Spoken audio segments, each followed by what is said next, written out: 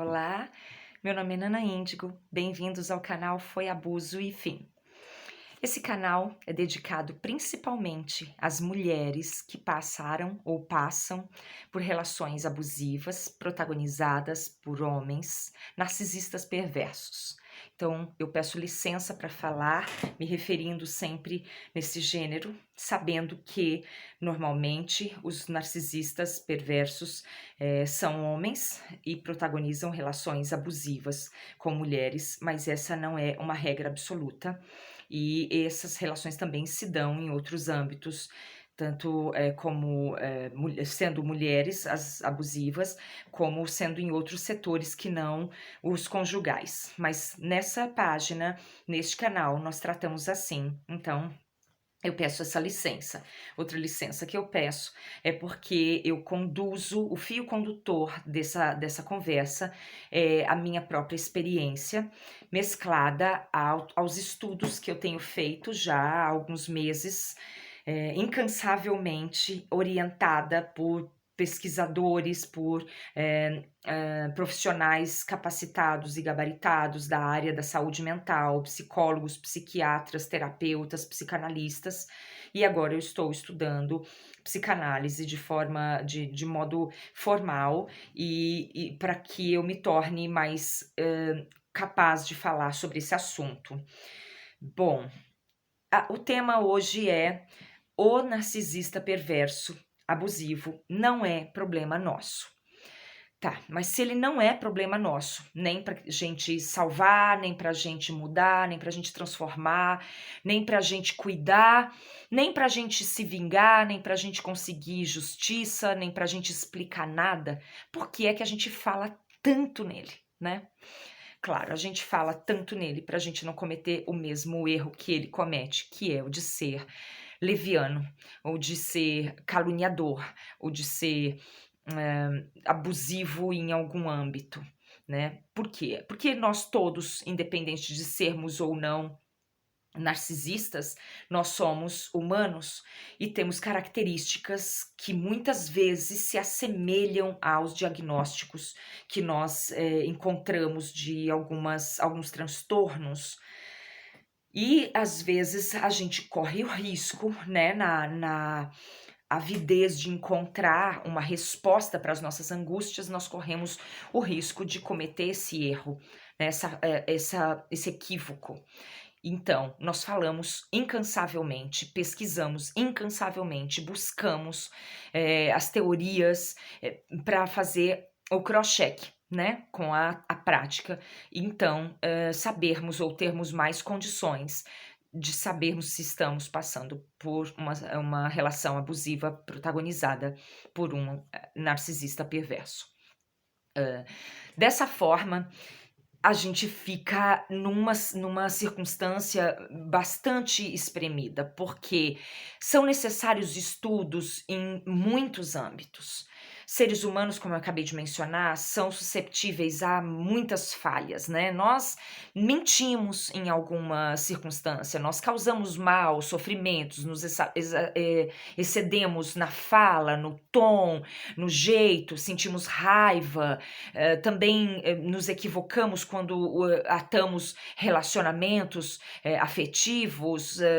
E aí? Como é que a gente vai conseguir entender se não é uma fase, né? Se não é um modo de ser, uma característica pessoal, né, daquele indivíduo?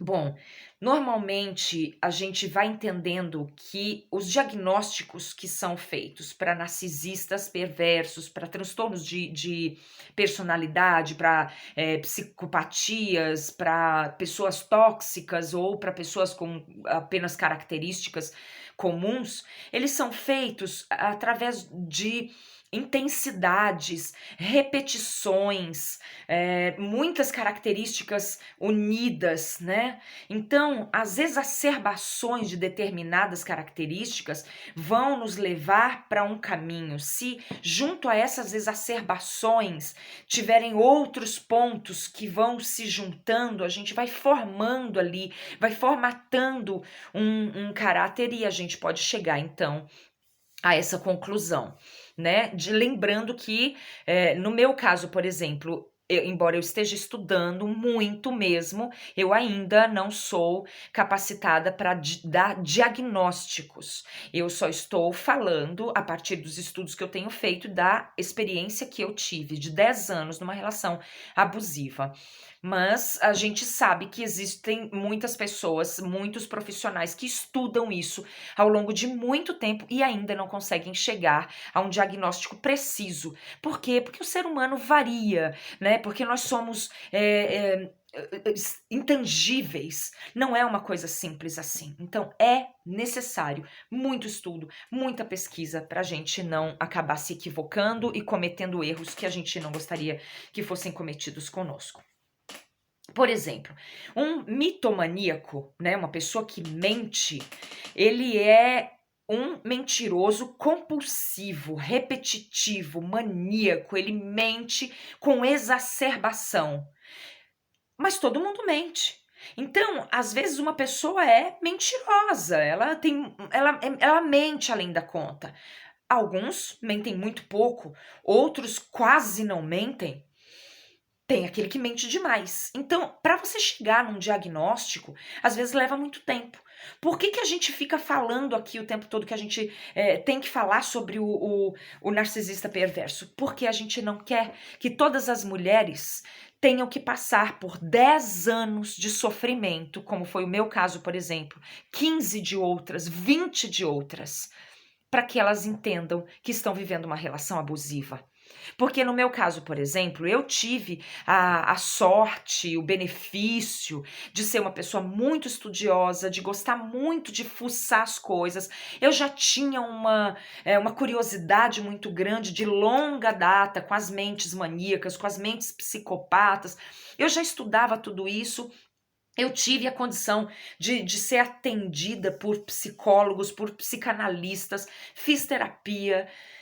Tive uma intuição muito forte, saí da relação ainda sem saber que era uma relação abusiva, e aí eu consegui escapar desse círculo com saúde, né, com uma possibilidade de viver uma vida legal. Mas quantas mulheres estão amargando nesse momento uma relação viciada, uma relação doentia, patológica, de sofrimento, e não tem nada disso?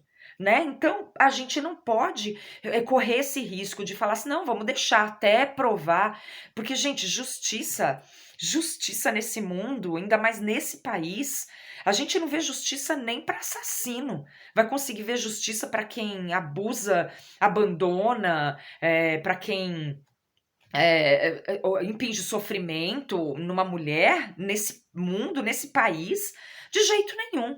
Então a gente tem que estar mais preparada, tem que ter mais força, mais coragem, mais determinação para correr atrás da nossa própria proteção, né? Já que o